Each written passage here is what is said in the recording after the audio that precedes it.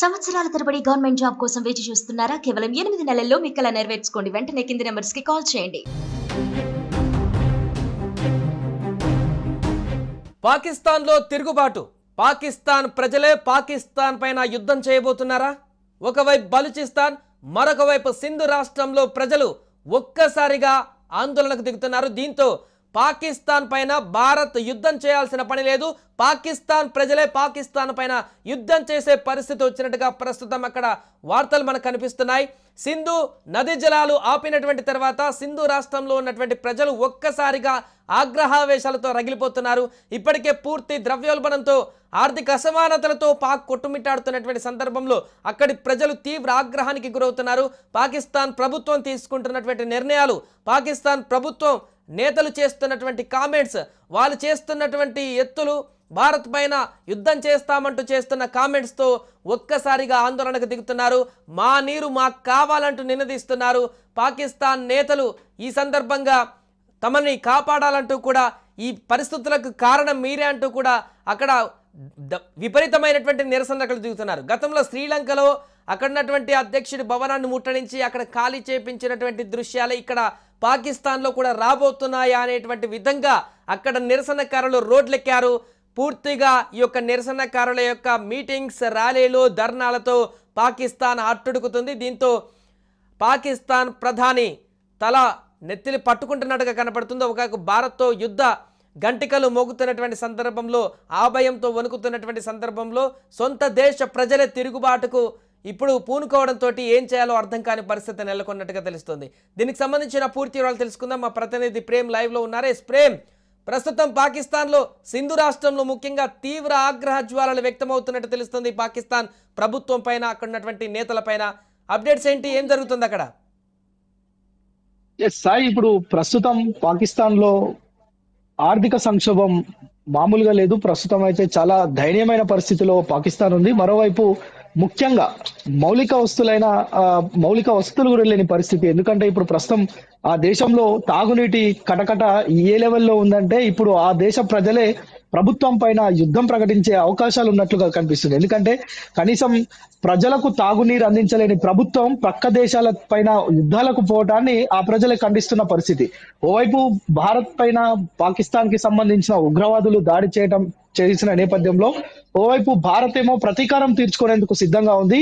ఆ ప్రతీకార చర్యను తిప్పికొడదామని పాకిస్తాన్ రెడీగా ఉంది. అందుకు సంబంధించి చైనా కూడా వారికి ఆయుధ సపోర్ట్లు చేస్తుంది. అయితే ఎవరు ఎన్ని సపోర్ట్స్ చేసినా ఇక్కడ నుంచి భారతదేశం సింధు నది జలాల ఒప్పందాన్ని రద్దు చేసుకోవడం, ఇక్కడ నుంచి వారికి వెళ్లాల్సిన నీటి భాగం ఏదైతే ఉందో అది నిలిపివేయడంతో ఇప్పుడు ప్రస్తుతం సింధు రాష్ట్రంలో పెద్ద ఎత్తున ఆందోళనలు, నిరసనలు వ్యక్తమవుతున్నాయి. ఏ లెవెల్లో అంటే ఇప్పుడు అవి తారాస్థాయికి చేరినాయి. ప్రభుత్వం వాటికి సమాధానం చెప్పుకోలేని దుస్థితిలో అక్కడి పాకిస్తాన్ ప్రభుత్వం ఉంది. సో ఇప్పుడు ఒక తాగునీటి సమస్యన, అక్కడ ఉన్న ఆర్థిక సంక్షోభం, ద్రవ్యోల్బణం కారణంగా చాలా సమస్యలు అక్కడ ఉన్నాయి. అసలే ఇప్పటికే ప్రజలు తీవ్రమైన సమస్యల్లో ఉన్న నేపథ్యంలో ఓవైపు భారత్ ను భయపెట్టించాలనో లేదంటే భారత్ ను అనవసరంగా పంచాయతీ సంబంధించిన ఇష్యూ ఉంది. వేర్పాటువాదులకు సంబంధించి ఎప్పుడెప్పుడు సమయం దొరుకుతుందా అని వాళ్ళు ఎదురు చూస్తున్నారు. ఒకవైపు అది దక్షిణ ప్రాంతంలో, ఇప్పుడు తూర్పు ప్రాంతంలో ఈ సింధు రాష్ట్రంలో నెలకొన్నటువంటి ఆందోళనలు అన్ని వైపుల నుంచి కూడా పాకిస్తాన్ అష్టదిగ్బంధంలో కూరుకుపోయిన పరిస్థితి అక్కడ కనిపిస్తుంది. ఏం చేస్తుంది ప్రభుత్వం, ఏం చేయబోతుంది ఈ సందర్భంలో?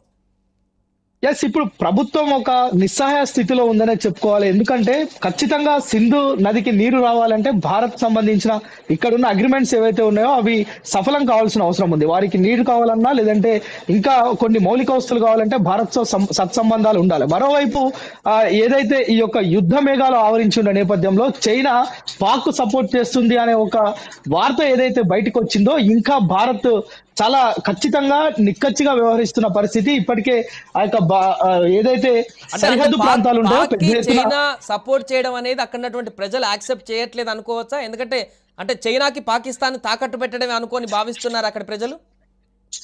ఎస్, భారత్ పైకి పాకిస్తాన్ రావడాన్ని అక్కడ ఉన్న ప్రజలు జీర్ణించుకోలేకపోతున్నారు. ఎందుకంటే ఇప్పటికే మన పరిస్థితి సరిగ్గా లేదు, ఇంకా మనం భారత్ తోటి ఢీకొనే పరిస్థితి.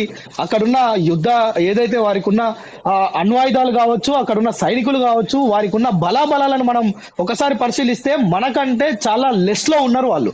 అయితే పాకిస్తాన్ కి సంబంధించిన ఈ యొక్క ఏదైతే రాజకీయ నాయకులు అక్కడున్న ఆరోపణలు, లేదంటే యుద్ధాలు చేస్తాం మేము మీ పైన, మా యొక్క కక్ష తీర్చుకుంటామనే ఏదైతే ఆ యొక్క ప్రగల్భాలు పలుకుతున్నారో వాటిని ప్రజలు తీసుకోలేని పరిస్థితి. ఎందుకంటే ఇప్పటికే ఇంకా ఏమిట్లకేం కాలే, అప్పుడే సింధు నది జలాల ఒప్పందాన్ని రద్దు చేసుకోవడంతో అక్కడ తాగునీటి కటకట ఏర్పడింది.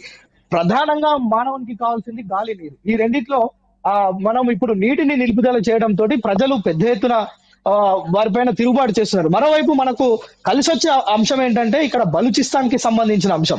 బలూచిస్తాన్ ప్రజలు, బలూచిస్తాన్ సైన్యం మొత్తం పాకిస్తాన్ మీద అటాక్ చేస్తున్న పరిస్థితి. మనము అంటే భారత్ సైన్యం కావచ్చు, భారతదేశం కావచ్చు, పాకిస్తాన్ మీద డైరెక్ట్ దాడి చేయాల్సిన అవసరం లేదు. బలూచిస్తాన్ లేదంటే పాకిస్తాన్ లో ఉన్న ప్రజలే పాకిస్తాన్ మీద తిరుగుబాటు జరుగుతున్న పరిస్థితిలో అక్కడున్న ప్రభుత్వం ఉక్కిరిబిక్కిరి అవుతున్నట్లుగా మనకు తెలుస్తుంది. అయితే ఇంటర్నేషనల్ లెవెల్లో వస్తున్న వార్తలు కూడా మనకు అదే చెప్తున్నాయి. అంటే పాకిస్తాన్ యుద్ధాన్ని విరమించుకోవాలి, లేదంటే యుద్ధ ఆలోచనలను విరమించుకోవాలి, భారత్ తోటి ఢీకొట్టడం ఎందుకు, భారత్ తోటి సయోధ్యగానే ఉండాలి అని చెప్పి ఓవైపు చిన్న చిన్న ప్రకటనలు చేస్తూనే వారు చేసుకోవాల్సిన యుద్ధానికి సంబంధించిన యొక్క ఏర్పాట్లలో కూడా నిమగ్నం అవ్వటం అనేక అనుమానాలకు తావిస్తుంది. మొదటి నుంచి కూడా పాకిస్తాన్ ని భారత్ కాదు ఏ దేశం కూడా నమ్మే పరిస్థితి లేదు. ప్రస్తుతం చైనా ఎందుకు సపోర్ట్ చేస్తుంది అంటే దానికి సంబంధించిన కొన్ని ఆయుధాలు కావచ్చు, కొన్ని అక్కడి నుంచి వారికి వెళ్లాల్సిన మౌలిక వస్తువులకు సంబంధించి చైనా సపోర్ట్ చేస్తున్నట్లుగా కూడా తెలుస్తుంది. అయితే మొత్తానికి అక్కడున్న ప్రజల యొక్క ఏదైతే వ్యతిరేకత వస్తుందో దాన్ని తట్టుకోవడం పాకిస్తాన్ ప్రభుత్వానికి అవడం లేదు. మరోవైపు ఏం నిర్ణయాలు తీసుకుంటారు, ఇప్పటికే అక్కడున్న ప్రధాని హాస్పిటలైజ్ అయినట్లుగా కూడా వార్తలు వస్తున్నాయి. ఇవన్నీ అంటే ఈ యొక్క ఒక సమస్య అదేంటి లెటర్ కూడా వైరల్ అవుతుంది బాగా, ఎక్స్ వేదికగా ఈ హాస్పిటలైజ్ అయినట్టు, తన అనారోగ్యంగా ఉన్నట్టు, సీరియస్ గా ఉన్నట్టు రకరకాల పోస్టులు పెడుతున్నారు.